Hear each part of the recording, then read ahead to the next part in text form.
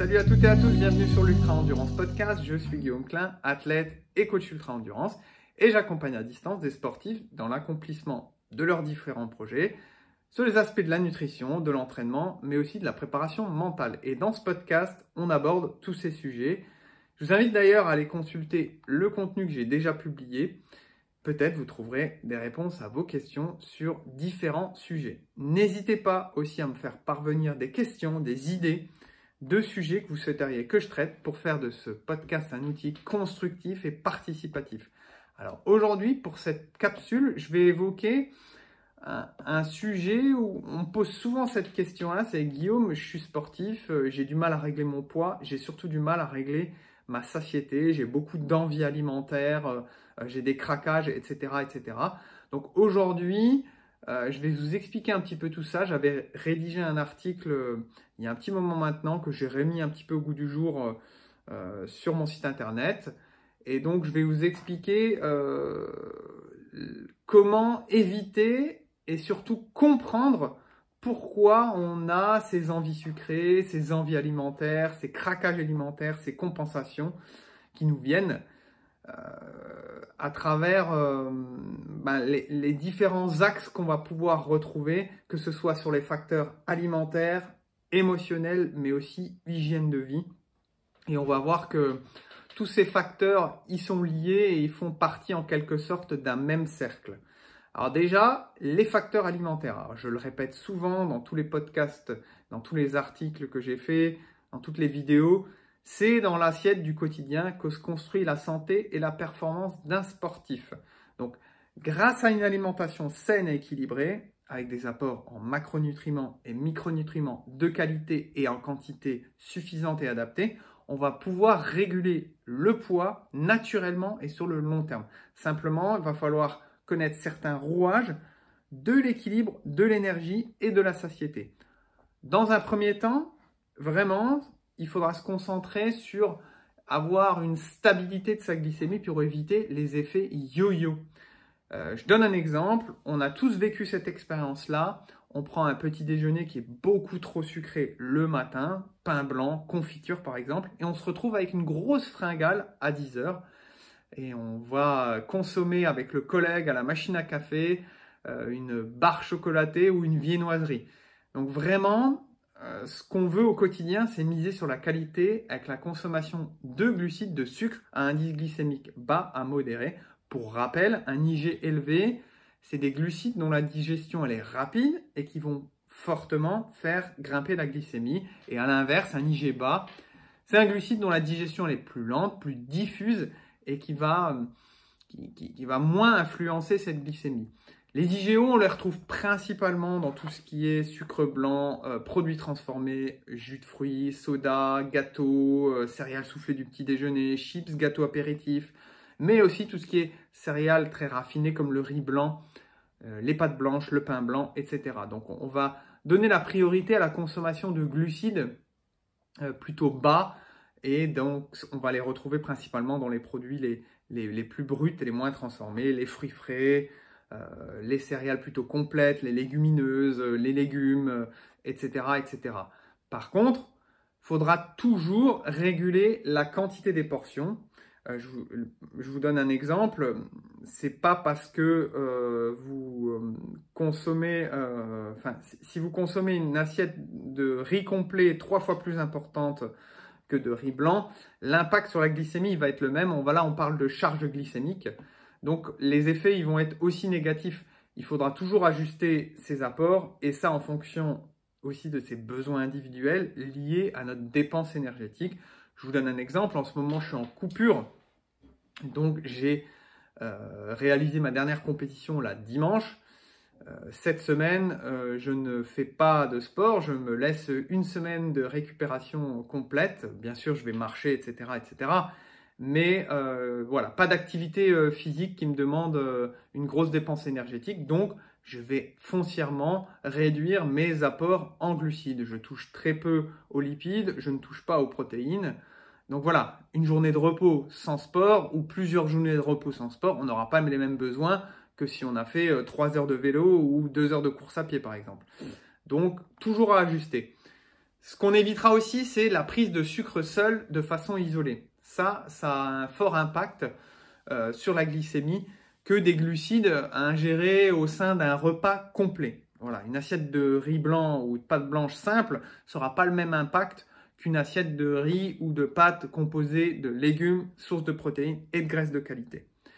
Pour l'effet de satiété, toujours assurer un apport suffisant de protéines. Ça, je le vois trop souvent dans les coachings que je peux avoir. Les personnes consomment bien trop souvent pas assez de protéines. Donc, protéines variées au quotidien, c'est vraiment hyper important pour ce phénomène-là. Donc, viande, poisson, œufs, laitage, mais aussi protéines végétales comme le tofu, les légumineuses. Donc, voilà, on essaye au maximum de varier. On va jouer aussi sur le côté volume alimentaire, avec notamment une quantité suffisante de fibres qu'on va retrouver dans les fruits et les légumes. Et donc, principalement, on va mettre l'accent là-dessus sur notamment les légumes.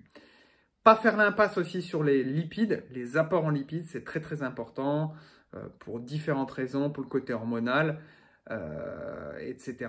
Mais on va avoir une quantité suffisante par jour en s'orientant vers des graisses de qualité comme les oméga 3. Les oméga 3, on va les retrouver principalement dans les poissons gras, type sardines, saumon, maquereau, hareng. On va préférer les petits poissons gras quand même. Les noix, mais aussi toutes les huiles, huile de lin, huile de colza, etc. Huile de cameline aussi qui est intéressante que j'utilise. Donc voilà, là encore, je vous invite à aller consulter, sans rentrer, je ne vais pas rentrer dans le détail, mais à aller consulter le contenu que j'ai déjà publié sur tous ces sujets-là. Vous retrouverez des détails sur les apports, les quantités, etc., etc. Donc ça, c'était les facteurs alimentaires. On peut parler aussi maintenant des facteurs émotionnels. Et ça, c'est bien trop souvent oublié que ça a un impact sur la consommation et les envies alimentaires. Là-dessus, je peux vous conseiller un bouquin, c'est Sucre, l'amère vérité du docteur Robert Lustig. Ça m'a beaucoup aidé dans cette compréhension de ces envies. Donc, la consommation alimentaire, les envies, elles peuvent augmenter en réponse à un stress ou à des émotions négatives. Là, au centre de ce mécanisme, on va retrouver le cortisol. Le cortisol, c'est une hormone qui est sécrétée par nos glandes surrénales. Et sa production, elle va nous aider en quelque sorte à faire face aux différentes situations de stress qu'on va pouvoir rencontrer dans la vie de tous les jours. Mais ce mécanisme, il est bénéfique sur un temps court, comme échapper à un danger immédiat. Par contre, il n'est pas adapté à des expositions prolongées et donc de fortes doses comme ça lancinantes de cortisol.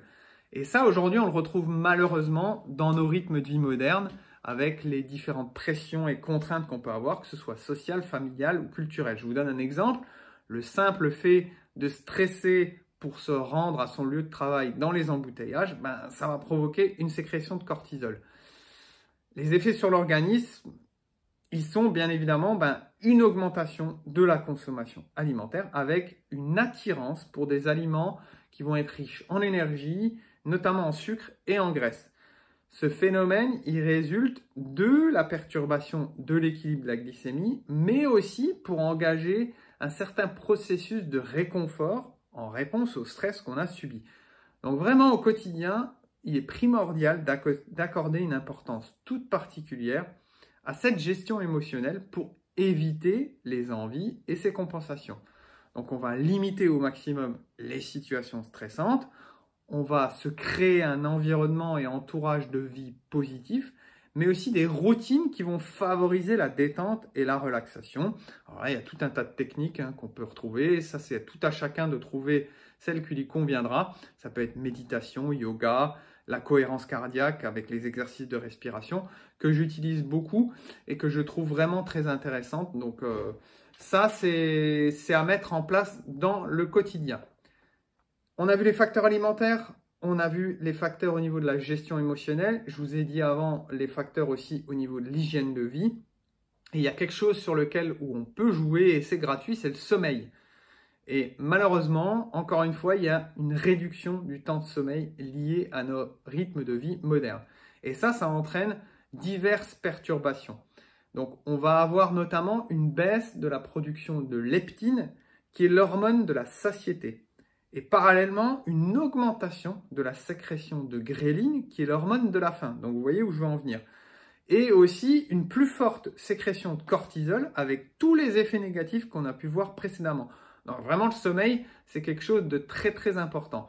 Là, encore une fois, j'ai réalisé précédemment un article et un podcast est aussi disponible en vidéo sur le sommeil.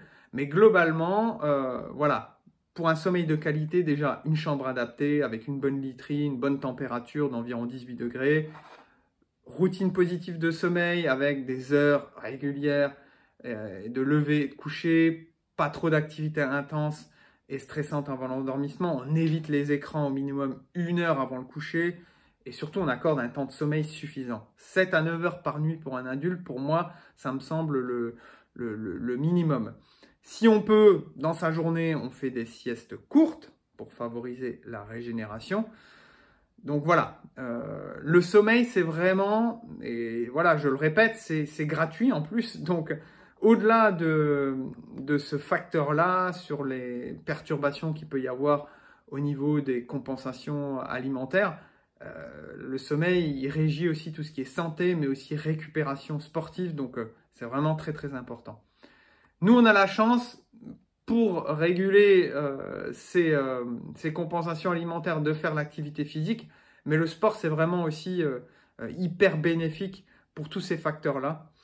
On va avoir une meilleure régulation de la glycémie, on va évacuer le stress, on va optimiser son sommeil, sauf si on fait, alors pour moi personnellement c'est comme ça, si je fais vraiment des séances très intenses le soir, quelques heures avant de me coucher, j'ai un petit peu de mal.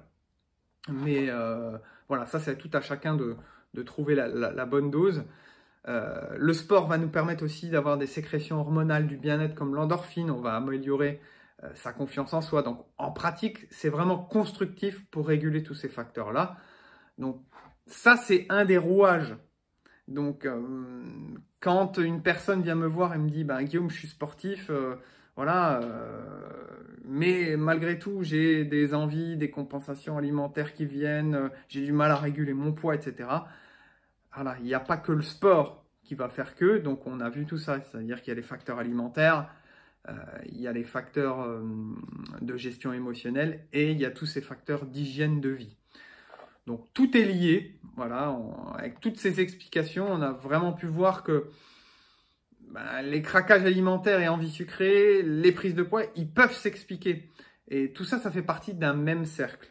Globalement, voilà, avec une alimentation saine, des apports en glucides adaptés, des bons apports en protéines, des bons apports en graisses, une bonne gestion émotionnelle, un sommeil réparateur, continuer son activité physique de façon régulière, on va mettre en place un cercle positif et vertueux afin d'éviter tous ces phénomènes d'augmentation et de compensation alimentaire. Voilà. Donc, n'hésitez pas à me faire un retour, voilà, liker, mais aussi partager tout ce que je viens de dire si l'épisode vous a plu. Ça permettra de faire connaître le podcast et la chaîne YouTube à d'autres personnes. En attendant, prenez bien soin de vous. On arrive sur la fin d'année.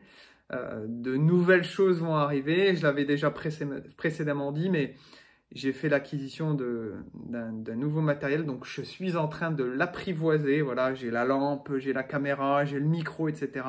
Donc vraiment début d'année, il y aura de la qualité. Je vais essayer aussi de mettre un environnement derrière qui est pas forcément qu'un fond blanc où vous voyez que ma tête. Je veux vraiment monter en qualité parce que ça me plaît de partager. Et donc voilà, début d'année, il y aura des petites nouveautés. Donc en attendant, prenez bien soin de vous. Je vous dis à bientôt pour une nouvelle capsule. Salut!